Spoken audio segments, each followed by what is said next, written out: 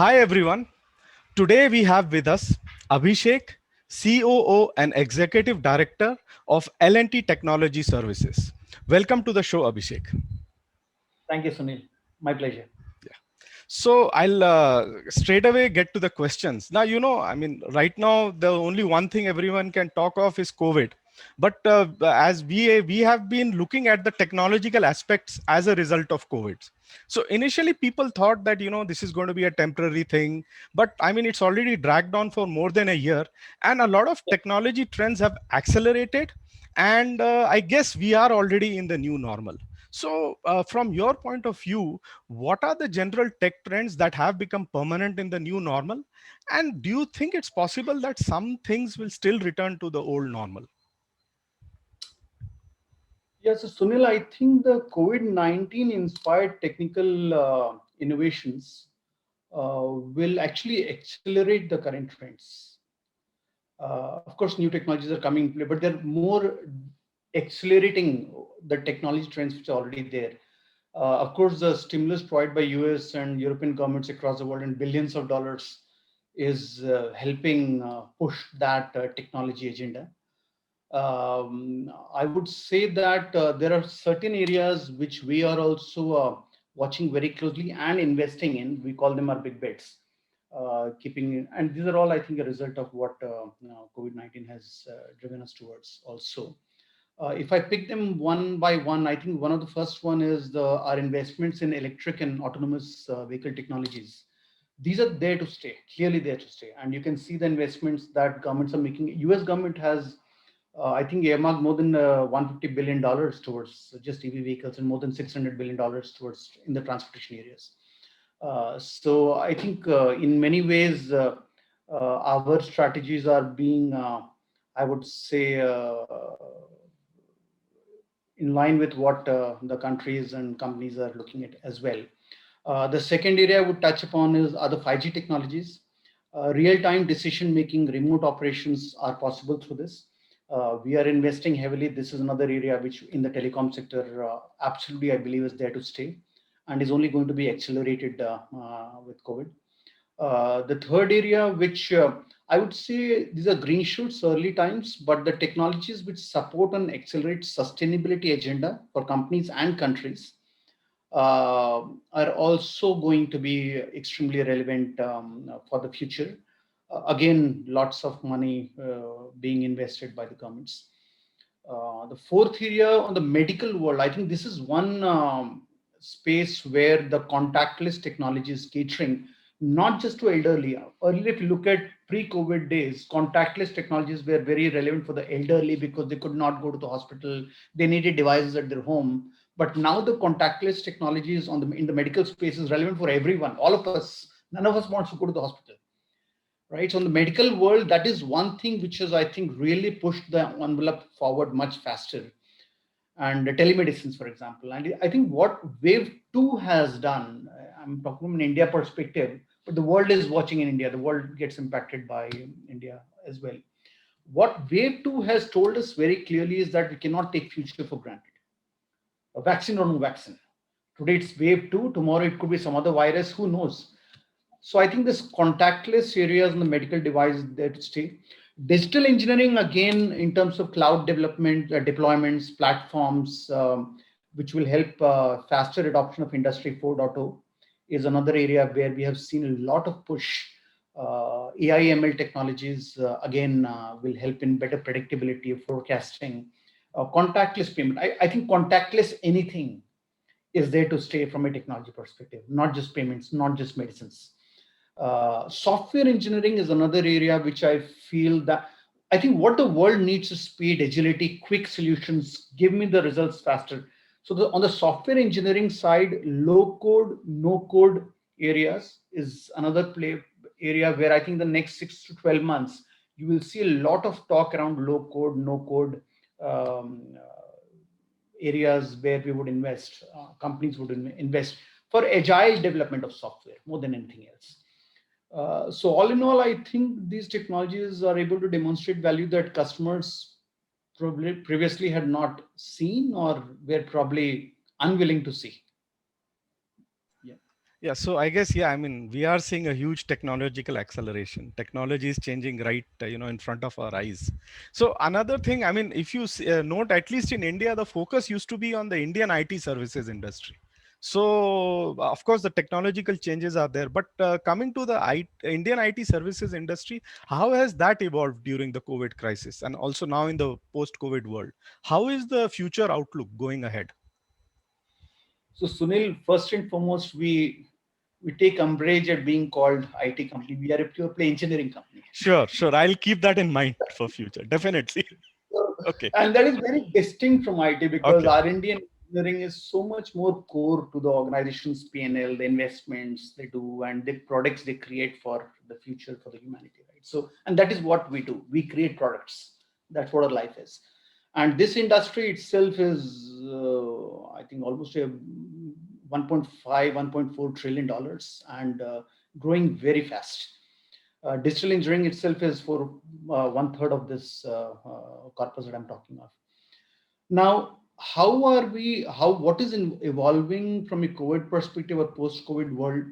I think one clear thing we are seeing is extreme offshoring. I like to call it extreme offshoring because customers have realized that work can be done from anywhere. Their own employees are at home, sitting at home and working. They're saying if it can be done from a suburb in London or someone sitting in Florida, why can't it be done from India? Right? Earlier, the thought was it has to be done from the office, right? So it looks like it can be done from anywhere. So let's adopt extreme offshoring. And if you look at the results of most companies, engineering as well as IT, you will find the offshoring percentage gradually going up every quarter. That's because customers have realized that this is possible now. That's one. I think the other shift is uh, we, as well as customers, have embraced what we call WFX or work from anywhere, the hybrid mode of working, working across locations, teams not sitting together yet coming together and delivering. This is another shift which I think is there to stay. The percentages may vary. I mean, someone may call 20% work from home, someone may call 80% work from home, and someone else may say 100% work from home. But WFX is there to stay. So these are two big shifts for me. I think the way the work comes to India, because you asked about India, right? Now, from a other trends that I see, customers are clearly changing the product strategies. Now, some are going for moonshots, like Airbus is going for hydrogen propulsion investments. BMW is going for all electric vehicle. Rolls Royce, which always made large aircraft engines, are now is now investing in smaller engines. So as they are shifting their product strategies, they clearly are looking for partners which, like our engineering partners, who are willing to put their neck in the game and willing to invest, co-invest with them. And these are the companies I think will have a better wallet share of these new product investments. Are investing in the newer product areas. They are looking at partners who can take over end to end ownership of their older products, because someone has to maintain those products and take those products forward as well. Now, this is a very interesting thing because the companies understand that when they manage products, they had product owners. So they are looking for companies who understand products, who understand product ownership. And I think one of the things that L&T Technology Services um, does well, we do only products. Like I said, we are an engineering company, we do only engineering products. So our understanding of product, how core it is to a customer, is far higher than our brothers and sisters in the IT side who also have engineering services as a service they provide. Because for them, projects are the main thing. Products is a side operation. It's probably 10% of the business. For us, 100% of our business is product. So any employee you touch in the company understands products, understands the value of what the product is. And I think this is where, for the older products, when companies look at outsourcing, they will look at those partners who can respect their products and give it the right support going forward. That's one thing. I think the other thing is, I mean, the technology is changing so fast. A very core need will be for cross skilling, upskilling of talent. The fact is, we are not going to run a company where we keep changing 40% talent every year because the technology is changing. right? The right thing to do is to bet on our employees and invest in our employees, invest in the talent and help them grow. And this is another area I think we take a lot of pride in, the amount of, I think, money and we spend in through our Global Engineering Academy on investments in employees and cross skilling, upskilling is just mind boggling. This is one thing that we get very positive feedback from employees saying, okay, you're not leaving us on the sides, but you're willing to. I mean, we are taking mechanical engineering graduates and training them on software skills and successfully, so to say. So this is another, I think, very key dimension, which is going to be the future of the engineering industry and IT industry as well. So I agree with you, because I think it's not work from office or work from home. It is WFX, work from anywhere. So I think that is the new Correct. paradigm that we are in. So like another, like you talked of, technological acceleration. Another thing which is no longer a buzzword and people are actually doing is digital transformation. So how important has that, especially like, is it inevitable in a post-COVID world? Can you also, if possible, talk about some interesting digital transformation strategies you've had for your customers?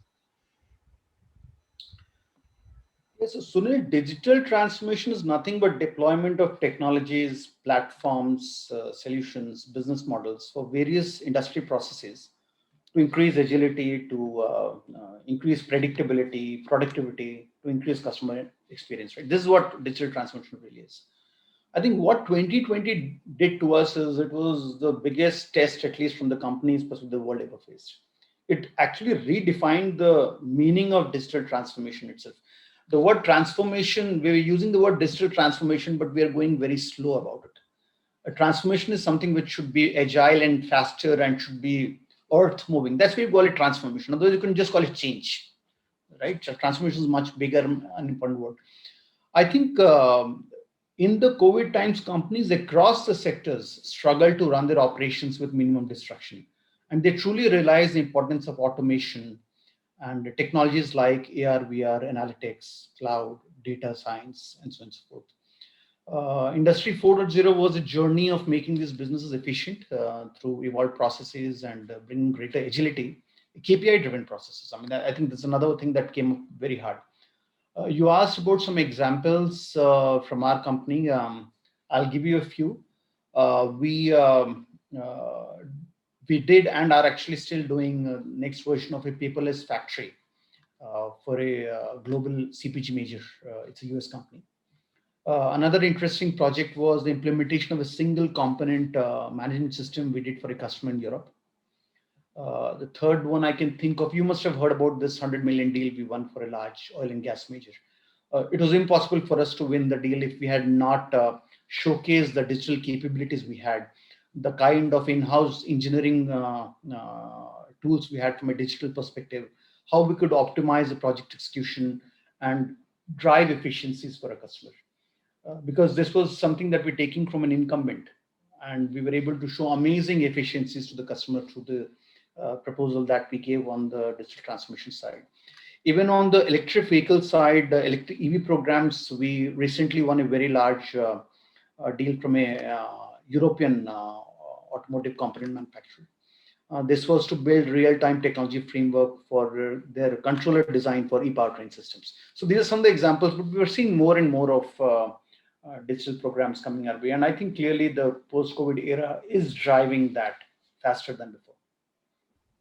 So like you talked of digital transformation, you touched on industry 4.0. So maybe if you could expand on that, what will be the importance of industry 4.0 going forward? And how much progress has India made in that regard? Then what about the use of, industrial AI, robotics and IoT devices? I mean, there's so many tools that are used nowadays.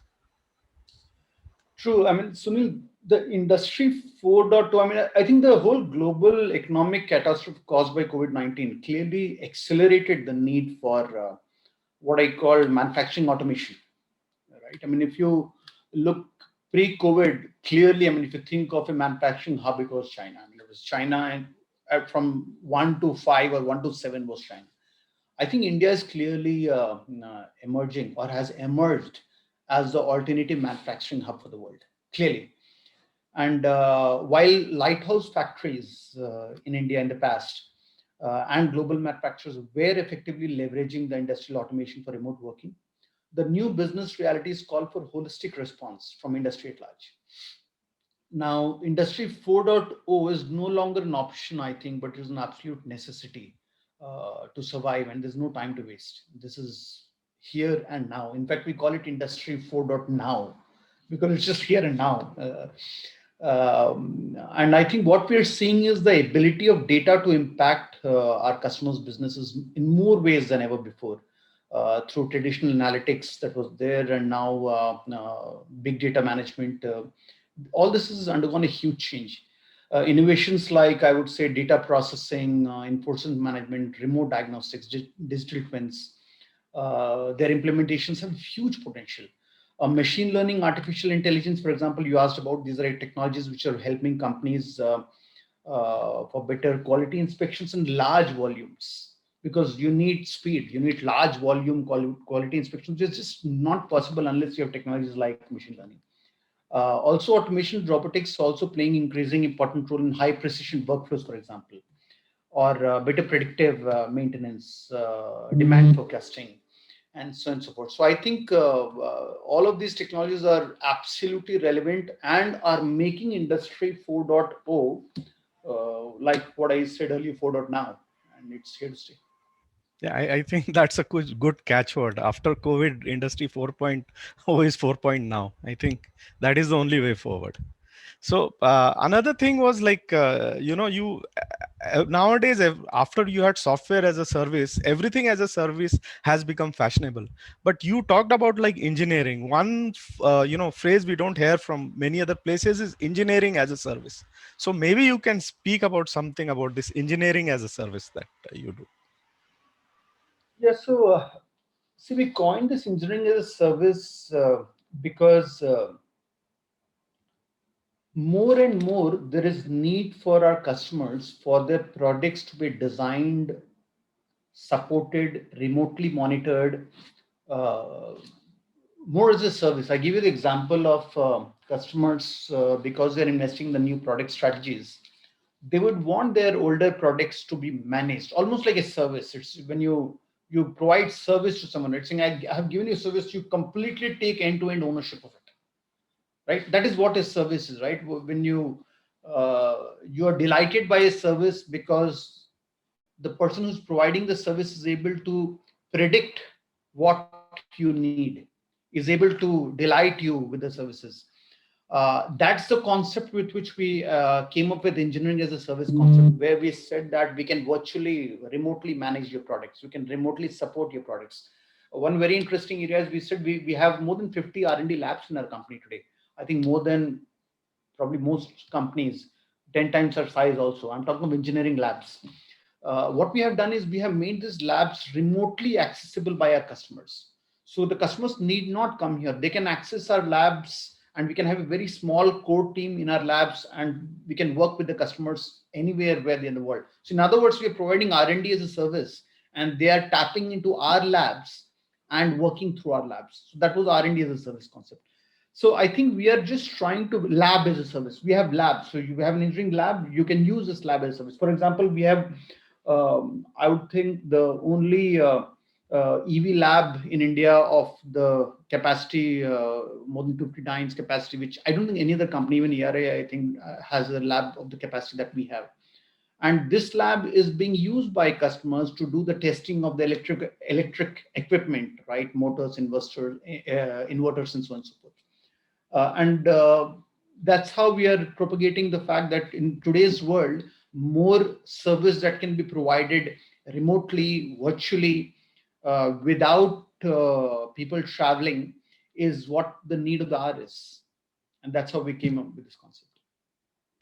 So I think we've covered a lot of topics. I'll just ask one last question. We, as a technology publication, we are always looking at some interesting applications. So I had read that sometime back, L&T had developed cloud-enabled technologies for sensors in the safety gears for workers, like, helmets, gloves, jackets, and shoes. So can you tell us something about that?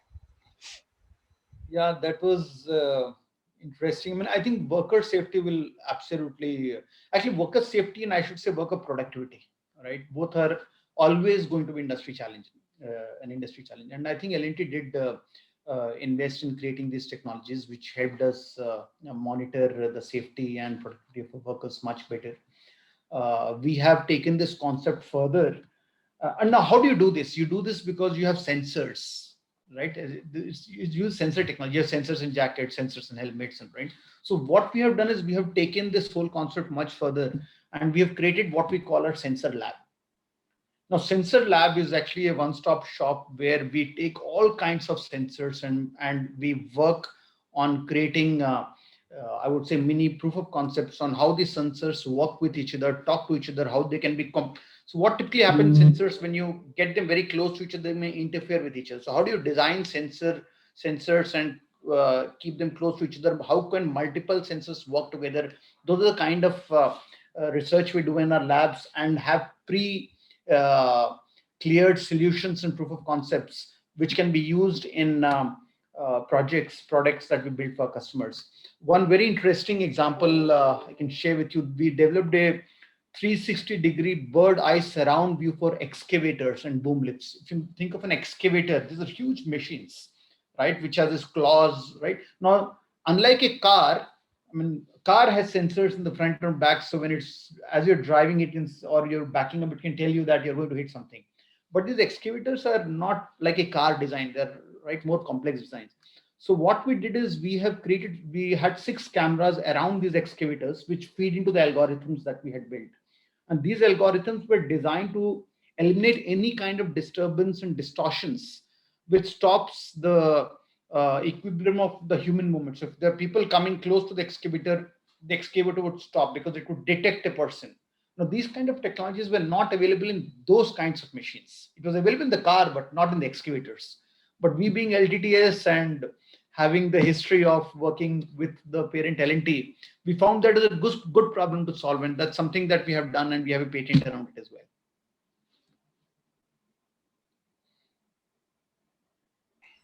So I'd like to thank you so much for your time. I think all the technologies that you have mentioned, those are really going to help us get out of this crisis, because I think technology is the way forward. So I thank you for explaining it, and I think it's quite interesting. Thank you, Sunil, and can't agree more. Absolutely, technology is what will define the future of, I think, the industry and I think the human race. Yeah. Okay. Thank you. Thank you. Bye.